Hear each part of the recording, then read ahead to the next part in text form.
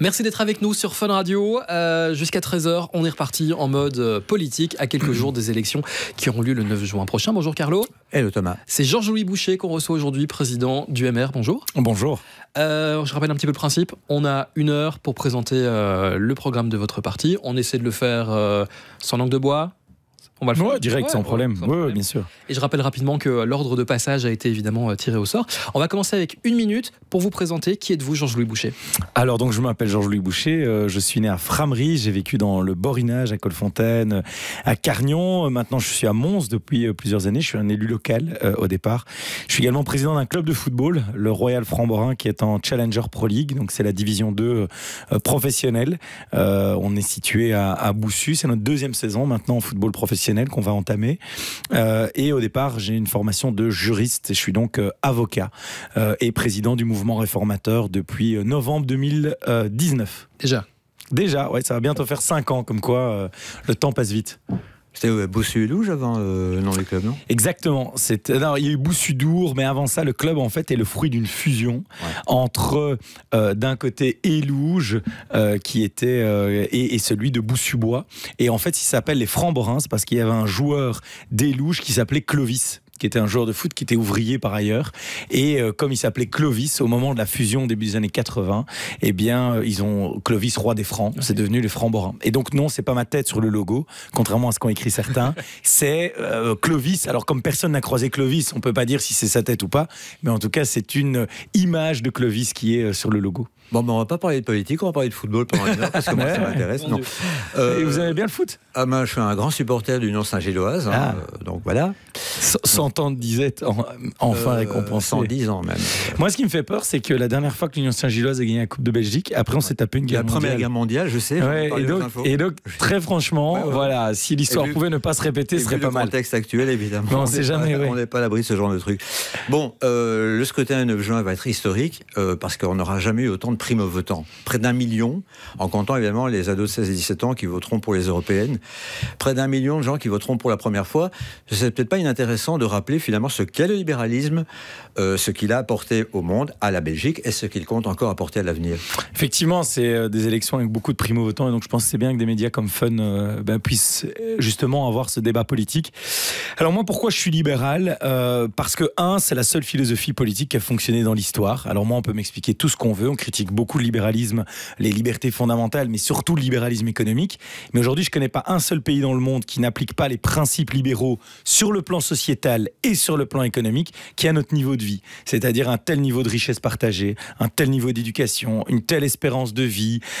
Et ça, vous pouvez le regarder. Aujourd'hui, il y a une 50aine de pays dans le monde qui ont nos standards. Il y en a 150 autres où ça n'est pas le cas. Et bon, c'est plutôt dans nos pays qu'on essaye de venir vivre. Alors, pourquoi je suis libéral? Parce que je considère, et pourquoi c'est une philosophie qui fonctionne, parce qu'elle est intimement liée à la nature de l'être humain. C'est-à-dire que l'être humain, vous et moi, on n'a pas la même conception du bonheur. Et donc, c'est pas à l'État de vous dire ce que vous avez à manger, comment vous devez vous comporter. Il y a bien évidemment un cadre de départ, mais dans ce cadre, vous pouvez pouvoir faire vos choix et vous épanouir. Ça veut dire quoi? Et je termine par là, que le libéralisme, il marche sur 2 jambes. 1, l'égalité des chances. C'est pour ça que l'enseignement est notre première priorité, parce que si vous donnez pas les outils aux gens pour prendre leur vie en main, ils n'ont qu'une liberté théorique. Et 2, la responsabilité. Et c'est peut-être pour ça que parfois c'est plus compliqué d'être un politique qui défend le MR, parce que nous parfois on dit des choses aux gens qu'ils n'ont pas envie d'entendre, comme le fait que certains de leurs choix doivent avoir des conséquences et ont des conséquences, et qu'ils doivent aussi contribuer au fonctionnement de la société. C'est pas uniquement les politiques de l'extérieur qui doivent tout faire. Enfin, vous avez dit que le libéralisme était le seul système qui avait fonctionné. On peut quand même dire que le socialisme est parvenu à éviter certains excès, sinon on serait encore à l'époque de Dickens et de Zola. Non, mais en fait, le socialisme au sens philosophique, non, puisque ce n'est pas ces principes qui sont appliqués.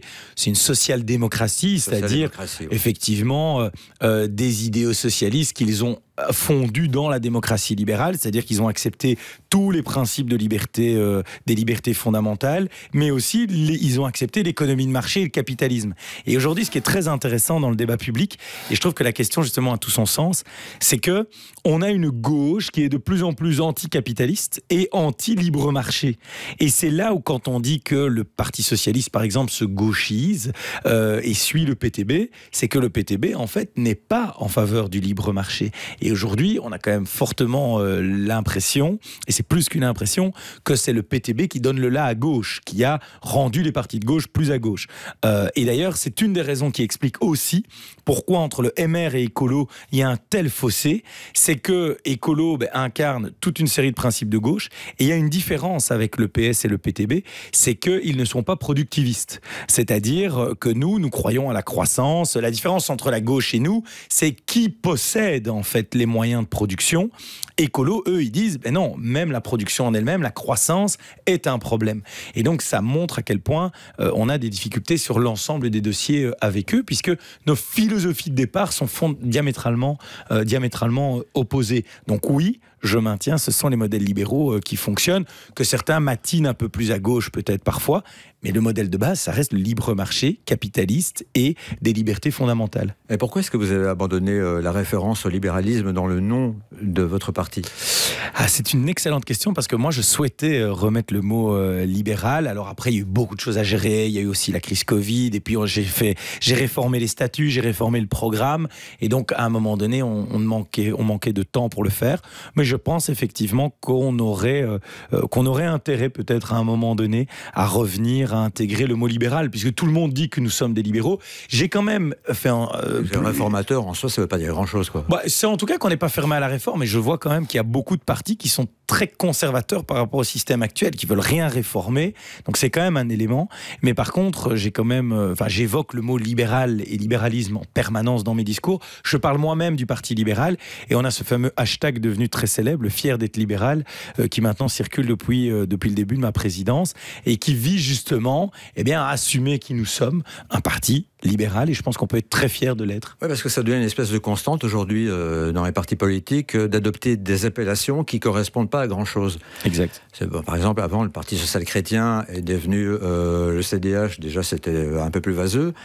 Maintenant, c'est les engagés, mais bon, ça ne veut pas dire grand-chose non plus. Défi, pareil, Voreut, on va en avant, évidemment, on ne va pas en arrière. Qu'est-ce que ça veut dire, en fait, de notre société ? Est-ce qu'on ne veut plus s'assumer idéologiquement quand on fait de la politique ? En tout cas, je trouve qu'on a des meilleures questions sur Fun qu'ailleurs, parce que je trouve que c'est une question qui est fondamentale. C'est que on essaye de faire croire aux gens, et il y a un paradoxe, en fait, dans le débat public aujourd'hui. On essaye de faire croire aux gens que la gauche et la droite, ça n'existe pas. On essaye de retirer l'idéologie, parce que l'idéologie, en fait, a eu, particulièrement ces dernières décennies, une connotation négative. Être un idéologue, c'est souvent péjoratif.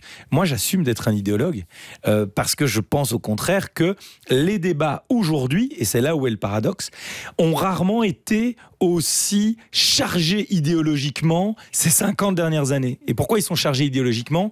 C'est parce qu'on est une société avec des crises multiples. Moi, je pense qu'une société en crise, c'est même pas si grave. C'est au contraire, ça peut être très enthousiasmant, parce qu'après une crise, il y a un nouveau modèle qui se met en place. Et donc, les crises multiples font ressurgir les idéologies. C'est-à-dire qu'au début des années 2000, il y avait beaucoup de croissance. Et donc, la droite pouvait avoir des moyens budgétaires pour diminuer les impôts. Et la gauche avait aussi des moyens budgétaires pour augmenter toute une série de dépenses sociales. Et comme il y avait de l'argent et beaucoup de croissance, tout allait bien. Et puis après, il y a eu la question des crises économiques. Il y a eu la question de la crise environnementale, climatique. Il y a la question sanitaire de l'international, le sanitaire aussi. Et donc, toutes ces crises ont remis en exergue l'idée de dire, oui, mais en fait, la société, c'est faire des choix. Et aujourd'hui, on est dans une société qui est à l'heure des choix. Et à l'heure des choix, les idéologies ressurgissent. Et donc, effectivement, en marketing politique, il vaut mieux se donner un nom qui ne veut rien dire. Et Emmanuel Macron a très bien illustré ça. En marche, oui, bien sûr, c'est clair que c'est mieux. Voilà.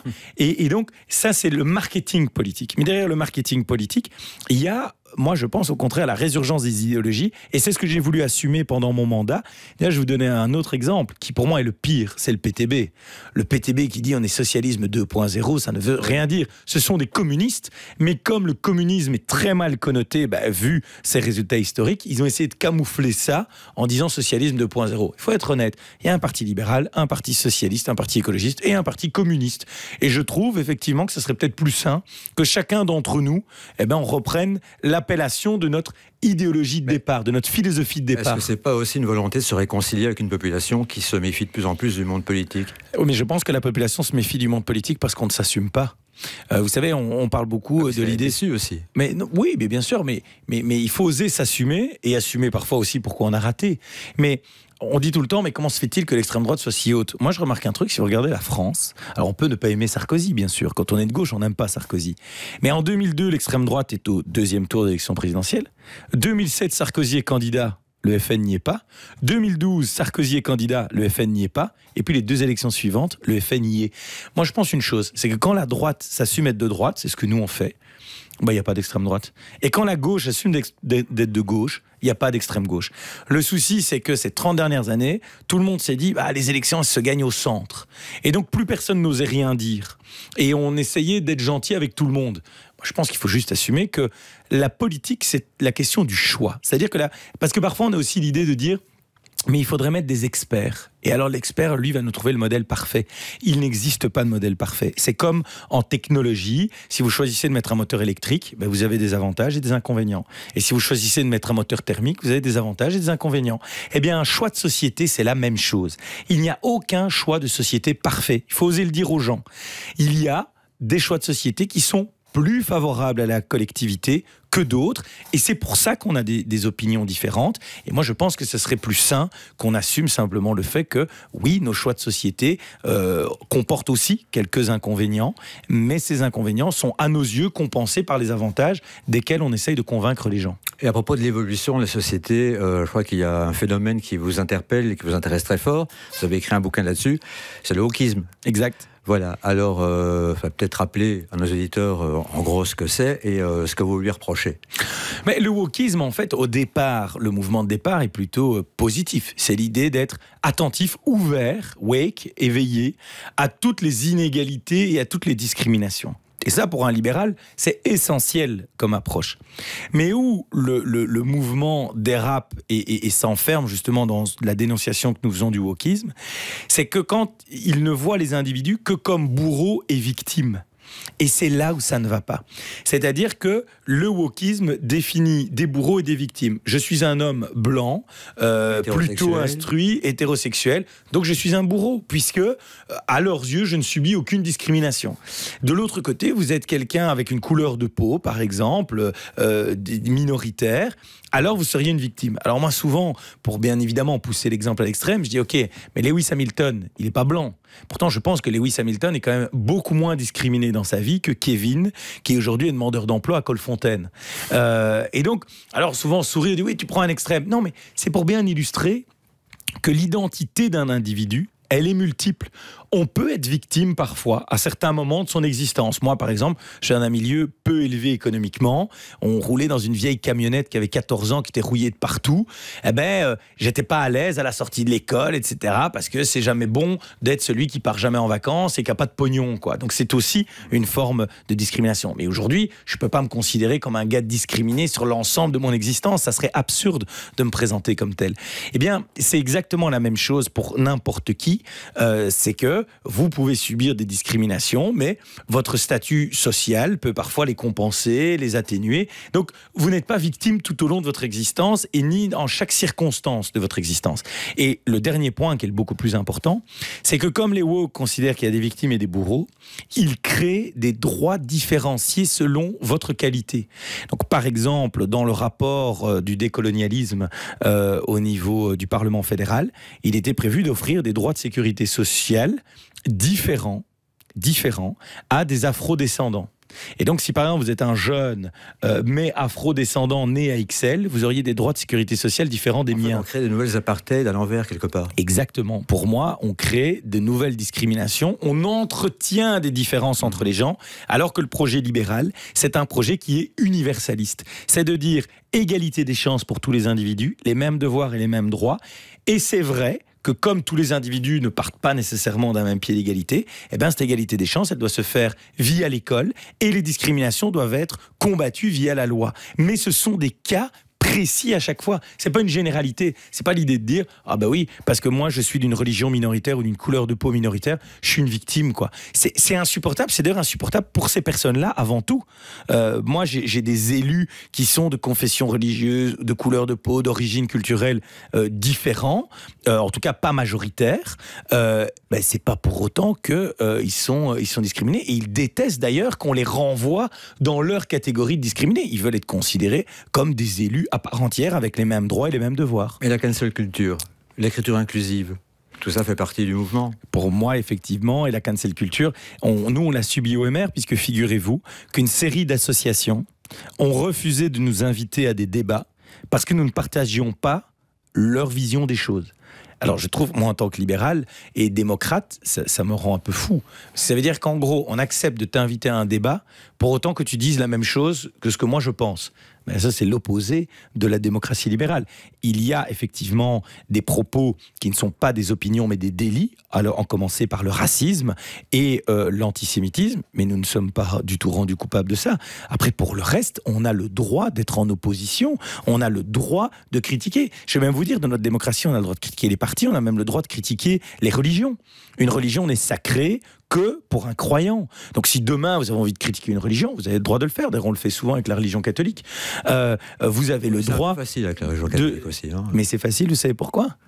Parce qu'en fait, les chrétiens aujourd'hui n'ont aucune réaction en la matière et on a sécularisé la religion dans nos sociétés et d'autres manipulent aujourd'hui dans des mouvements de gauche et essayent de mettre en exergue le fait qu'on ne pourrait pas avoir, par exemple, la neutralité de l'État de ce fait-là. Mais ça n'a pas de sens. La neutralité de l'État, c'est pas un outil qui est utilisé contre les musulmans, par exemple, puisque c'est de ça dont on parle souvent, puisque la neutralité de l'État a d'abord été appliquée aux catholiques. Et donc nous, ce qu'on dit au MR, c'est ce qu'on applique à une religion, on l'applique à toutes les autres. Est-ce qu'on a demandé à la religion catholique de rester à la maison ? Oui. Eh ben alors on le demande aussi à toutes les autres religions. C'est un principe d'égalité et d'universalité. Il y a un aspect, électoraliste aussi. Mais non, alors... En quoi c'est électoraliste ? Je veux dire, il est beaucoup plus facile aujourd'hui électoralement de ne pas défendre la neutralité de l'État. Parce que beaucoup de gens ne se posent même pas la question et pour toute une série de personnes, ils auraient le sentiment qu'on lutte contre les discriminations en faisant ça.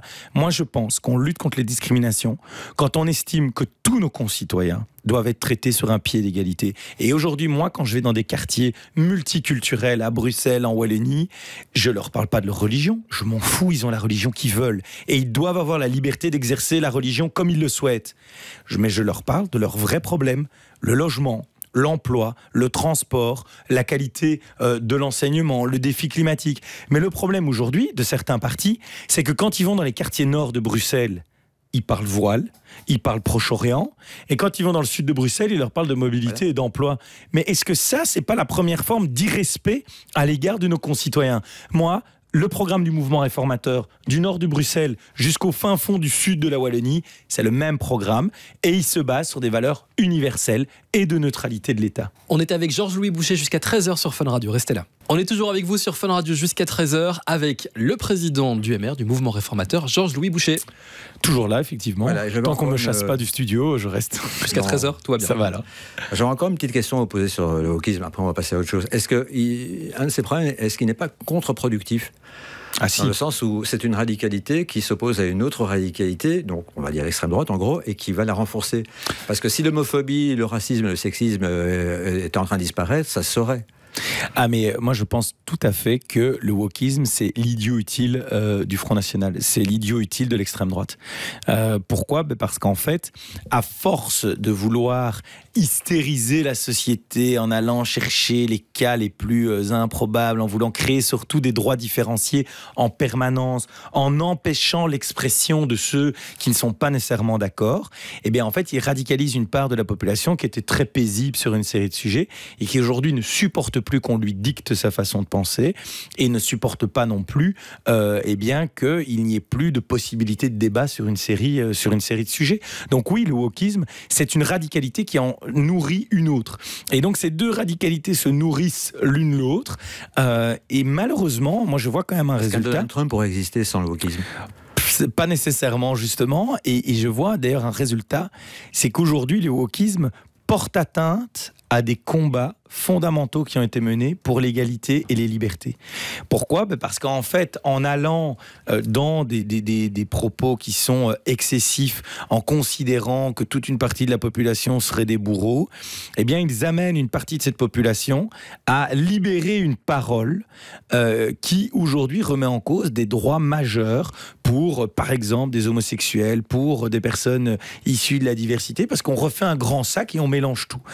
Et donc, moi, aujourd'hui, je voudrais quand même faire passer l'idée que ce wokisme est alimenté par des associations et certains politiques qui en réalité sont extrêmement minoritaires mais sont très bruyants.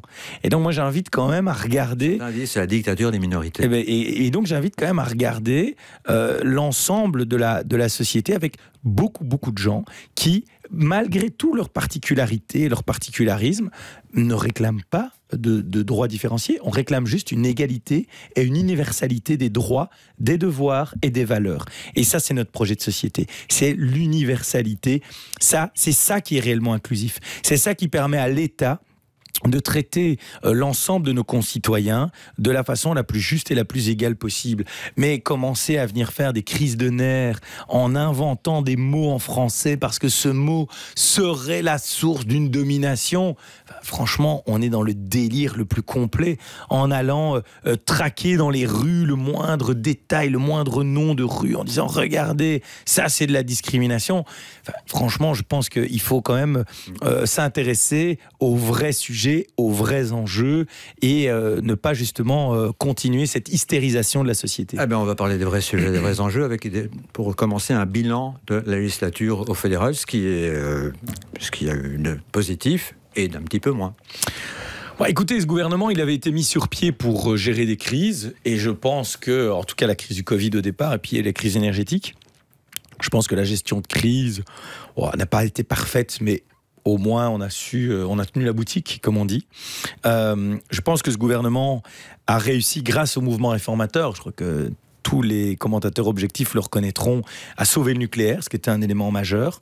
Par contre, ce gouvernement n'a fait aucune des grandes réformes dont le pays a besoin. Il y a eu des décisions avec 7 partis qui n'ont pas toujours grand-chose à se dire. Encore une fois... Le multipartisme pose quand même certains problèmes aussi. Je l'ai dit, ce gouvernement s'est mis en œuvre parce qu'il y avait la crise Covid et donc des gens qui étaient totalement opposés et qui s'étaient fortement combattus ont décidé de venir à la même table.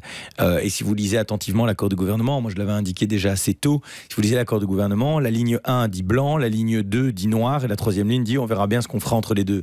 Et donc ce gouvernement a été conflictuel tout le long parce que le cadre n'était pas non plus extrêmement précis parce que comme il y avait le Covid, en fait si vous voulez pendant 18 mois, on a fait semblant de négocier, mais il n'y avait pas de négociation. Les partis n'avaient pas confiance entre eux, ils ne se mettaient pas autour de la table. Et en fait, à un moment donné, la résurgence du Covid a amené qu'en 3 semaines, on s'est dit on va faire un gouvernement. Donc ça a été un truc, c'est pas sérieux comme façon de travailler, pour être clair avec vous. Et donc, il faut maintenant faire des réformes. C'est pour ça qu'on a été très clair dans notre approche. Les gens connaissent nos positions. Et donc, pour faire des réformes, il faut des gouvernements, même s'il y a plusieurs partis, des gouvernements avec des partis plus homogènes. Et nous, notre volonté, c'est d'avoir une homogénéité de centre-droit. Évidemment, dans notre esprit. Oui, mais quand on voit le MR vise d'être premier parti francophone, on voit qu'il y a d'autres partis qui sont plus proches de nous, qui pourraient avoir certains résultats électoraux. Donc, et du côté flamand, entre le CDNV, l'Open VLD, la NVA, je pense qu'il y a quand même une capacité d'avoir quelque chose de plus de centre-droit. Alors, est-ce qu'il sera totalement de centre-droit ? Ça, il faut voir les résultats des élections. Mais en tout cas, plus centre-droit que d'avoir à la fois les verts et les rouges. Les verts et les rouges dans le même gouvernement, plus les bleus, c'est clair qu'il y en a un trop. Oui, mais enfin bon, je suppose que ce sera difficile d'éviter d'avoir les socialistes dans le prochain gouvernement fédéral. On verra. On verra. Écoutez, il faut laisser les lecteurs voter. Après, encore une fois, je l'ai dit, socialiste plus écologiste, ça fait quand même beaucoup. Donc, on verra bien. Mais moi, je veux laisser les électeurs choisir. Le sondage à Vivaldi n'aura peut-être même plus la majorité. Donc, à 7 partis, vous imaginez ce que ça va faire. Oui, mais par contre, parmi ces partis, il y en a qui pourraient progresser. Et c'est l'objectif que moi j'ai. Moi, ce que je souhaite, et je vais être très clair avec vous, c'est que le MR soit première formation politique francophone. Parce que quand vous êtes premier, c'est vous qui tenez la plume. C'est vous qui avez le leadership, comme on dit. Et donc, à partir de là, ça nous donnera un peu plus de latitude. Donc, si les gens veulent du changement, des réformes et une rupture, c'est avec le mouvement réformateur. Je pense qu'on a été assez clair là-dessus. Et à propos du bilan de la législature, il n'y a pas très longtemps, on a eu la réforme du décret paysage que vous n'avez pas voté. On a eu droit à une majorité alternative avec le PTB. Une réforme qui coûterait beaucoup trop cher, selon vous. Françoise Berthiaud, donc la ministre, a évoqué 126 millions de plus, alors que les socialistes et les écolos n'envisagent que 5 millions supplémentaires. Comment expliquer une telle différence ? C'est énorme. Oui, mais c'est parce que les uns et les autres font des projections du nombre d'étudiants qui pourraient rater. Alors, le problème du PS et d'écolo, c'est qu'ils ne s'en tiennent qu'à 1 an. Nous, on a fait une projection sur plusieurs années. Mais le problème, il n'est même pas encore budgétaire. Le premier problème, c'est la question à vous poser. Si demain, vos parents doivent se faire opérer, est-ce que vous allez choisir celui qui a réussi ses études, peut-être en doublant même 1 fois ou 2 fois, ou vous allez choisir celui qui a mis le double du temps pour réaliser ses études et présenter certains examens 15 fois ? Moi, en tout cas, je sais lequel des deux je choisirai. Et donc, le deuxième, parce qu'il a la persévérance. Au moins, il est persévérant. Mais bon, le problème, c'est qu'on ne meurt qu'une fois. Donc, la différence avec un examen, c'est que quand votre patient est mort, vous n'avez pas eu l'occasion de le ressusciter. Et donc, pour être tout à fait clair avec vous, la philosophie du décret paysage, c'est pas du tout qu'on n'a plus le droit à l'échec. On a le droit à l'échec, puisqu'on autorise de faire le baccalauréat qui doit se faire en 3 ans, en 5 ans, et le master, donc master plus bac qui doit se faire en 5 ans, on autorise en 8 ans. Donc, vous avez un droit à l'erreur, vous avez la possibilité de recommencer. Mais par contre, recommencer à l'infini, ça, pour nous, ce n'est pas une conception valable de l'enseignement, surtout qu'en plus, ceux qui échouent, c'est pas les étudiants précarisés, c'est pas vrai. Quand vous venez d'un milieu précarisé, vous devez travailler le plus vite possible. Et donc, en général, vous ne ratez pas. Vous ne ratez pas. Donc, c'est des personnes qui, en fait, ne travaillent pas. Parce que pour présenter 15 fois le même examen et le rater, je suis désolé. Soit vous n'avez pas travaillé, soit vraiment, vous devez aussi accepter autre chose. Et ça, je suis président d'un club de foot, je l'ai dit, on le dit parfois à des gamins très jeunes. Je pense que tout le monde est capable de faire quelque chose. Mais tout le monde n'est pas capable de tout faire. Et il faut oser dire qu'il y a peut-être des études qui ne sont pas faites pour vous. Il y a peut-être des aptitudes que vous n'avez pas. C'est injuste, le monde est comme ça. Mais tous, à commencer par moi, on ne sait pas tout faire. Et donc, il faut juste avoir une meilleure orientation. Et le problème de l'enseignement supérieur, je vais vous dire, il ne commence pas dans l'enseignement supérieur. Il commence dès les premières années de la vie. C'est pour ça que nous, on veut une obligation scolaire à 3 ans et pas à 5 ans, pour permettre aux jeunes qui sont dans des milieux, justement, on ne peut pas les accompagner, de pouvoir les prendre en charge le plus rapidement possible et stimuler le plus rapidement possible. Vérifier qu'en 3e année primaire, tous les enfants savent lire, écrire et compter, et si ça n'est pas le cas, de mettre en œuvre les remédiations nécessaires, avoir une meilleure orientation dans l'enseignement, revaloriser l'enseignement technique et professionnel par de l'enseignement en alternance, études le matin, travail l'après-midi, et enfin un examen d'orientation qui serait obligatoire mais non contraignant avant les études supérieures. Ça veut dire que vous présentez un examen, au terme de l'examen on vous dit vous avez des lacunes dans ces matières-là, ou vous devriez vous diriger dans ce secteur-là, et vous en faites ce que vous voulez, mais au moins on vous donne la bonne info. Parce qu'aujourd'hui, la plupart des étudiants ne reçoivent pas la bonne info, et donc on leur dit tu dois faire général, donc ils s'accrochent, comme si c'était infamant de faire de la technique et des professionnels, et puis après l'enseignement général, qu'est-ce qu'il faut faire ? Il faut faire l'université, ou au moins une autre école. Ce qui est absurde aussi, parce qu'il y a des types qui sont en train d'étudier des trucs qu'ils n'aiment pas et qu'ils ne veulent pas faire plus tard. Qu'on arrête avec ce genre de bêtises. Aujourd'hui, ce qui compte, c'est pas d'avoir un diplôme universitaire. Ce qui compte, c'est d'avoir des compétences dans un secteur que l'on aime et dans lequel on va s'épanouir. Je peux vous dire une chose, il y a beaucoup de métiers qui passent pas par l'université où on gagne beaucoup plus sa vie, parce que si c'est une question pécuniaire, où on gagne beaucoup plus sa vie que certains diplômes universitaires. Un plombier. Un plombier. Ouais. Aujourd'hui, notre société, elle a besoin de plombiers, d'électriciens, de maçons, de mécanos. Après, vous n'êtes pas obligé non plus de faire ça. Bien évidemment qu'on a le droit de faire philologie romane, si on a envie, socio, psycho. Mais la question, c'est de se dire, il faut faire, quelque chose que l'on souhaite, que l'on aime, dans lequel on se développe, être bien informé, et 2, je suis désolé, mais ça ne doit pas être non plus une capacité à recommencer à l'infini. On met une limite. Pourquoi est-ce qu'on réforme constamment l'enseignement ?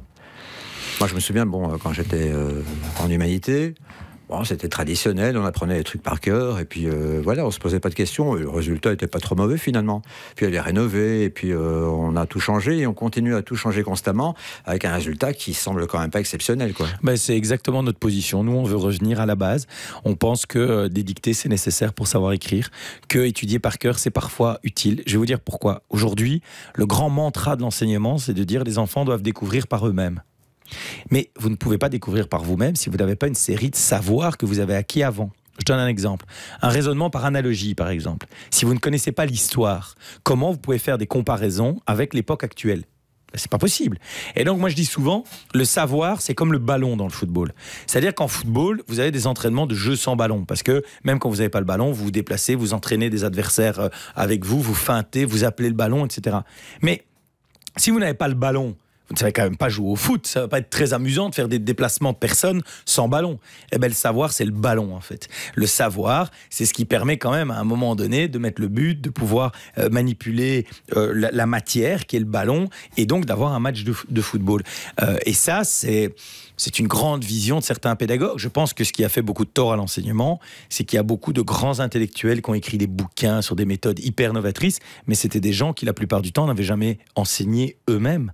Et donc, ils avaient des grandes théories, des grandes idées sur beaucoup de choses, mais la vie, c'est souvent du concret et du pratique. Et si l'extrémisme se développe, que ce soit de droite ou de gauche, c'est pas aussi à cause du fait que de nombreux jeunes n'ont plus les connaissances historiques qui leur permettraient de savoir à quoi correspondent ces idéologies. Je suis 1000 fois d'accord avec ça.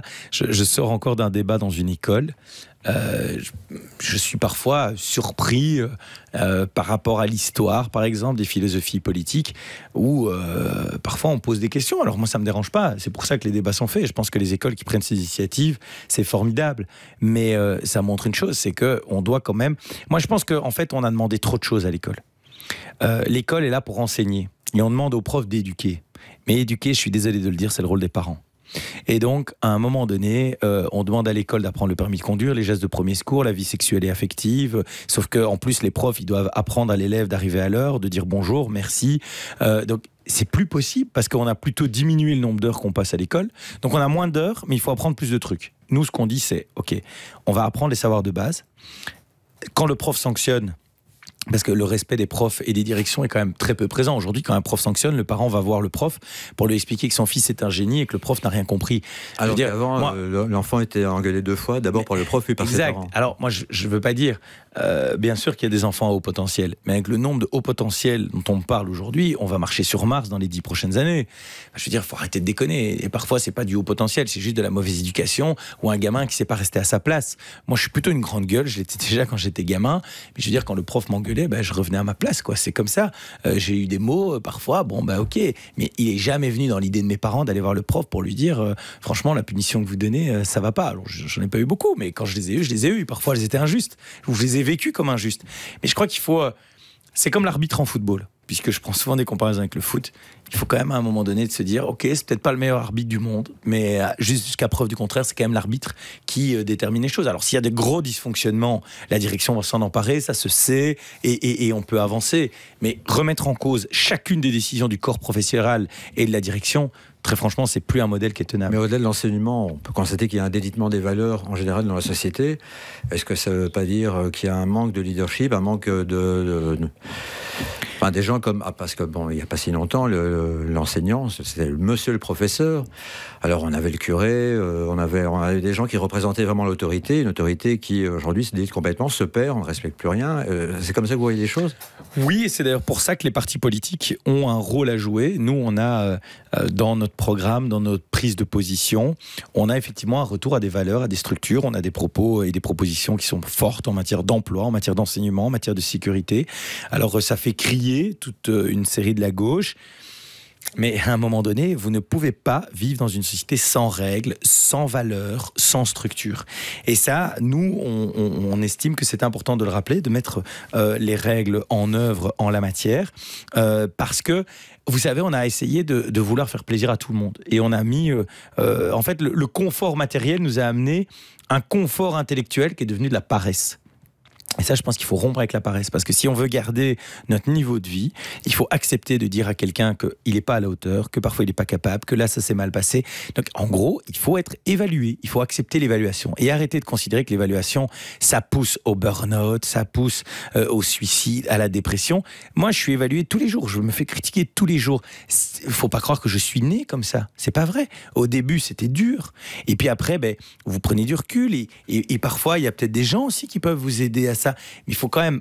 Moi, je ne comprends pas pourquoi, encore une fois, dans mon club de foot, je peux dire à un gamin de 14 ans qu'il n'a pas le niveau de jouer chez nous, mais par contre, en français ou en maths, on ne peut pas le dire. Ça, moi, ça me dépasse. Et c'est pas parce qu'on lui dit que là, ça va pas, qu'on lui apporte pas une solution tout de suite derrière.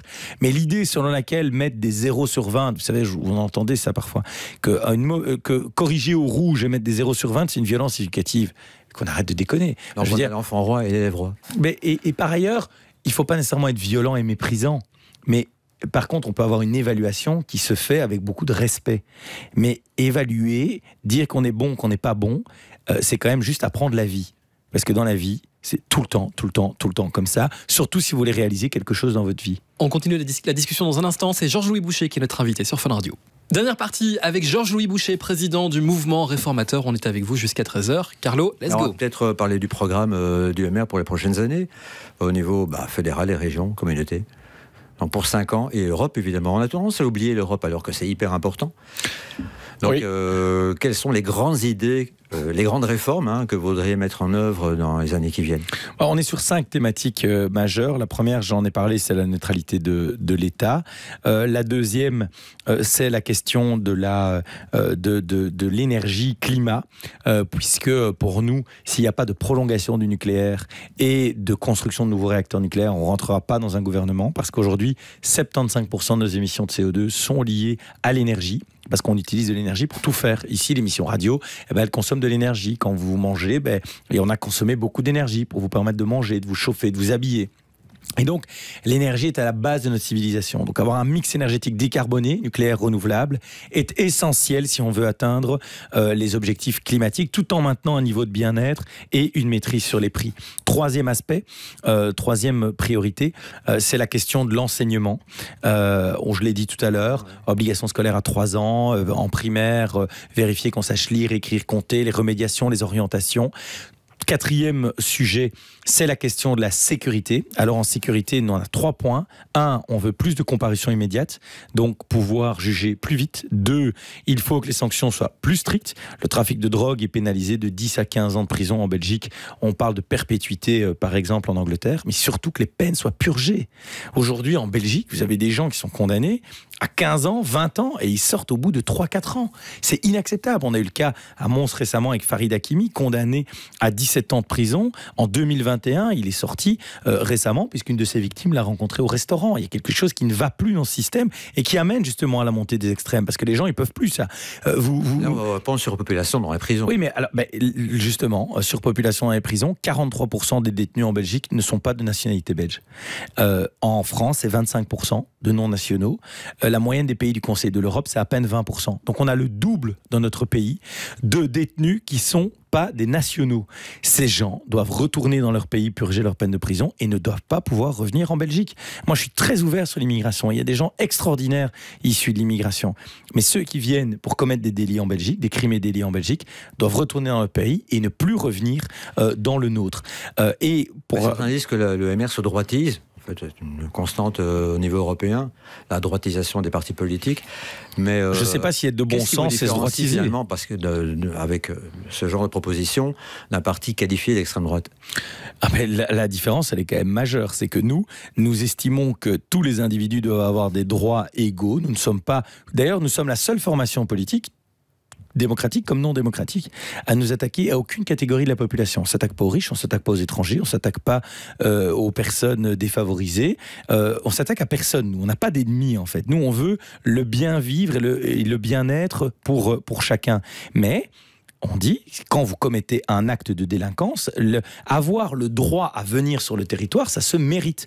Avoir la nationalité belge, ça se mérite. Et donc, au contraire, nous sommes les meilleurs vecteurs pour lutter contre l'extrême droite. Parce qu'aujourd'hui, l'extrême droite utilise quoi? L'extrême droite utilise des personnes issues de l'immigration qui commettent des actes de délinquance pour dire que tous les migrants posent problème.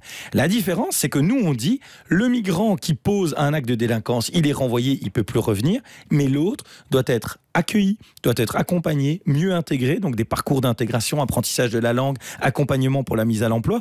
Parce que quand vous regardez par exemple les réfugiés ukrainiens, 80% d'entre eux travaillent aux Pays-Bas, ils sont à peine 25% à travailler pour ceux qui sont venus en Belgique. Ça prouve bien que notre système, c'est pas la personne le problème, c'est notre système qui est le problème en la matière. Et la dernière priorité, c'est celle relative à l'emploi, au travail, où nous voulons au moins 500 € de différence entre la personne qui travaille et celle qui ne travaille pas. Et donc, on veut travailler sur 3 volets. Un volet de sanctions avec une modération du cumul des aides sociales.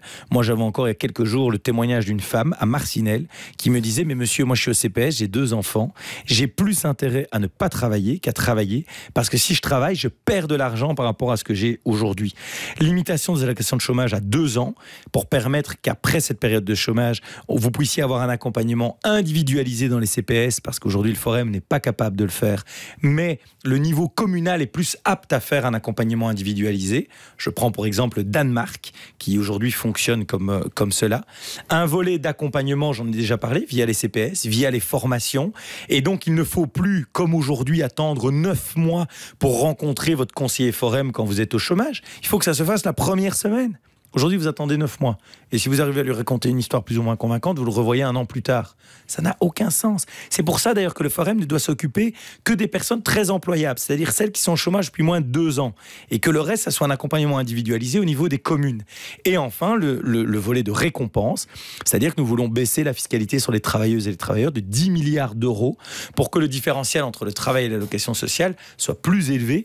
Le Bureau fédéral du plan a estimé que c'est le mouvement réformateur qui augmente le plus les salaires des travailleurs, qui crée le plus de postes d'emploi, qui crée le plus de croissance. Et donc la conclusion a été de dire que le parti le plus favorable aux travailleuses et aux travailleurs, c'est le mouvement réformateur. Cela dit, le monde du travail évolue. On avait au départ la mécanisation, la robotisation, l'informatisation. Maintenant, on a l'intelligence artificielle qui va bouleverser beaucoup de choses. Est-ce qu'on ne peut pas concevoir un monde un petit peu idéal où la machine, sous toutes ses formes, ferait le boulot et où l'homme pourrait en profiter, simplement, profiter des richesses produites grâce à la machine, et on aurait droit à une société de divertissement au meilleur des mondes? Moi, je vais vous dire ce que Roberto Doraggio m'a dit.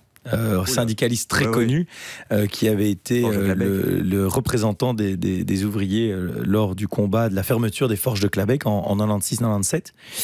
Roberto Doraggio, il m'a dit, quand on manifestait à l'époque, on ne manifestait pas pour avoir des allocations, mais on manifestait pour notre emploi. Parce que notre emploi, c'était notre dignité. Et donc moi, je crois que le travail, c'est quand même un vecteur majeur d'insertion sociale. C'est un vecteur majeur qui n'est pas le seul, mais c'est un vecteur important de se sentir utile, de donner un sens à sa vie, de dignité, comme je le disais. Et donc, il ne faut pas avoir peur. Les machines n'ont jamais pris le rôle de l'homme. Elles ont accompagné l'homme dans toutes les tâches que l'homme, ou la femme, hein, bien sûr, l'homme avec un grand H, mais que l'être humain ne voulait plus exercer parce que c'était pénible. Et donc aujourd'hui, pour être très clair avec vous, quand vous avez un rendez-vous galant, vous n'auriez pas l'idée de mettre en place un robot pour prendre votre place. Pourquoi ? Parce que c'est un élément de plaisir. Vous aimez à le faire.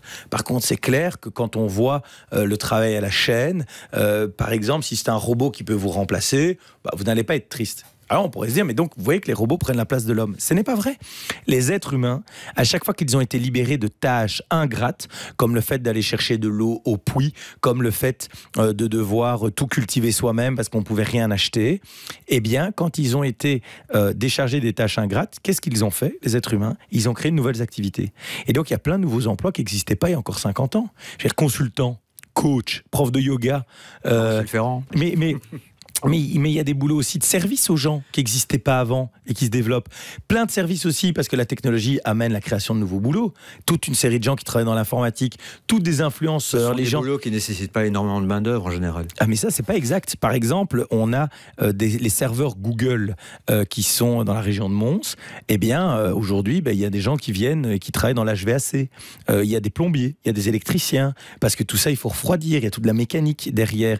Et quand vous dites des métiers qui nécessitent pas nécessairement beaucoup de main-d'œuvre, c'est pas vrai, puisqu'on n'a jamais eu autant d'emplois qu'aujourd'hui. Il n'y a jamais eu autant de personnes qui ont travaillé dans l'histoire de l'humanité, en tout cas sous emploi salarié ou indépendant. Et il y a plein de pénuries. Voilà. Pourquoi ? Parce que vous pouvez avoir tous les robots du monde.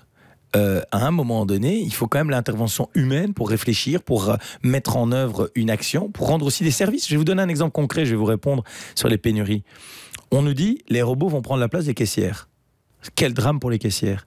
Mais les caissières vont changer de boulot, caissière ou caissier.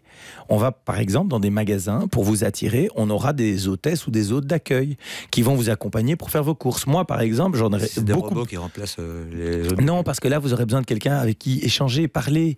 Vous aurez besoin de quelqu'un qui va vous faire du confort, qui va vous amener un peu de bien-être. Et donc, il y a plein de boulots comme ça qui ont été créés justement dans le secteur du loisir, entre autres, ou des services qui n'existaient pas avant, parce que le temps disponible, on l'a mis pour améliorer notre bien-être. Donc il n'y a pas de crainte à avoir. D'ailleurs aujourd'hui, le pays en Europe qui a le plus de robots, c'est l'Allemagne.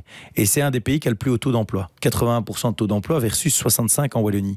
Et les pénuries, comment on les explique ? Pour une raison qui est très simple. C'est le vieillissement de la population. D'ici 2 ans, il y aura plus de gens qui vont quitter le marché du travail que de gens qui y entrent. Et déjà aujourd'hui, on a des volumes extrêmement importants de gens qui quittent le marché du travail chaque année. Et donc moi j'ai une très bonne nouvelle pour les gens qui ont 18-20 ans aujourd'hui, puisqu'on n'arrête pas de leur dire que c'est une génération qui vit un monde affreux. Enfin, je suis désolé, hein. Il vaut mieux. Une bonne nouvelle, vous avez encore 70 ans devant vous. Non, mais et en plus, moi je trouve qu'il vaut mieux être un jeune en 2024 qu'un jeune en 1914 ou en 1850. Mais bon, voilà, apparemment pour certains, moi quand j'écoute certains partis, tous les jeunes ils sont malades, ils ont de la maladie mentale, il faut leur payer des séances de psy et tout ça. Il faut arrêter le délire. Je pense que c'est pas du tout la réalité. Il y a quand même une jeunesse qui a plein d'atouts, plein d'enthousiasme et plein de capacités. Mais donc tout ça pour vous dire que les jeunes d'aujourd'hui ne connaîtront pas le chômage de masse.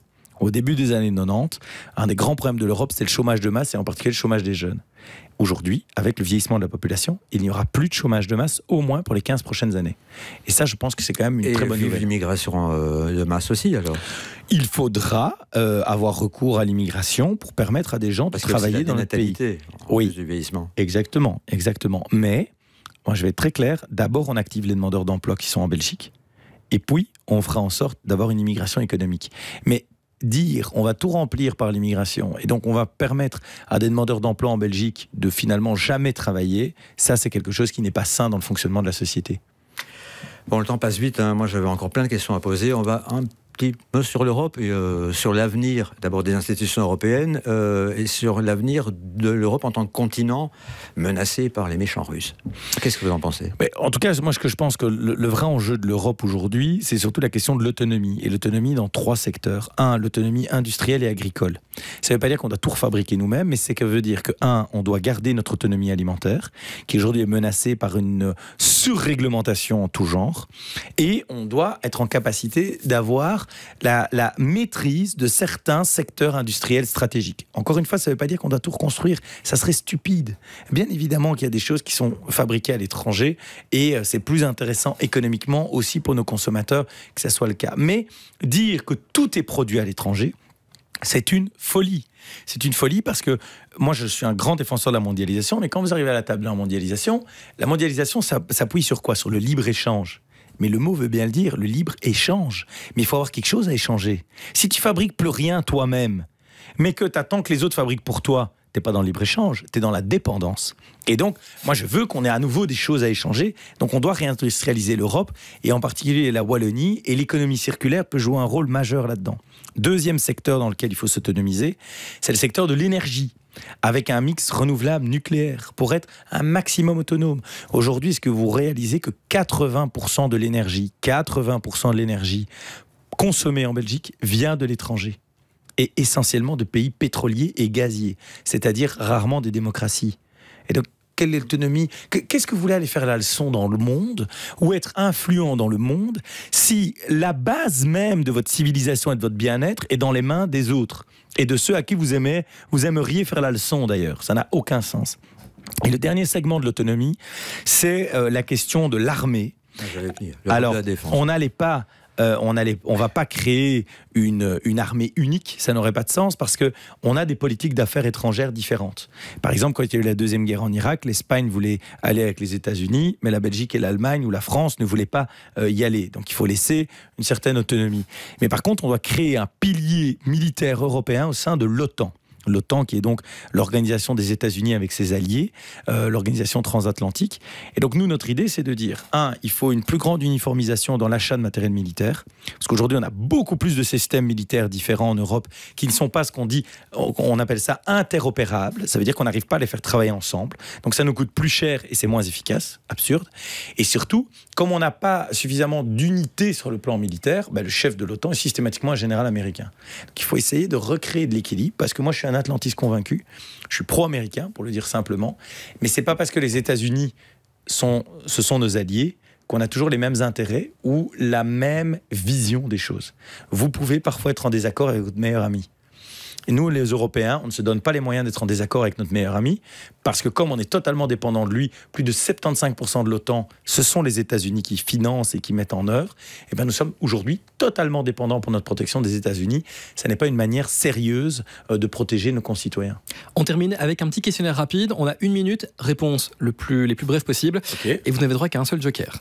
Parfait. Vous êtes prêts ? C'est parti. Si vous êtes le bip-bip de la politique, qui est le coyote ? Le coyote, Paul Magnette. La personnalité non politique que vous voudriez voir sur vos listes ? Il y en a beaucoup. Non politique que j'aimerais voir sur mes listes. Oh là là. On perd du temps. Ouais, merde. Pardon ? Jean-Claude Van Damme. Non, peut-être pas.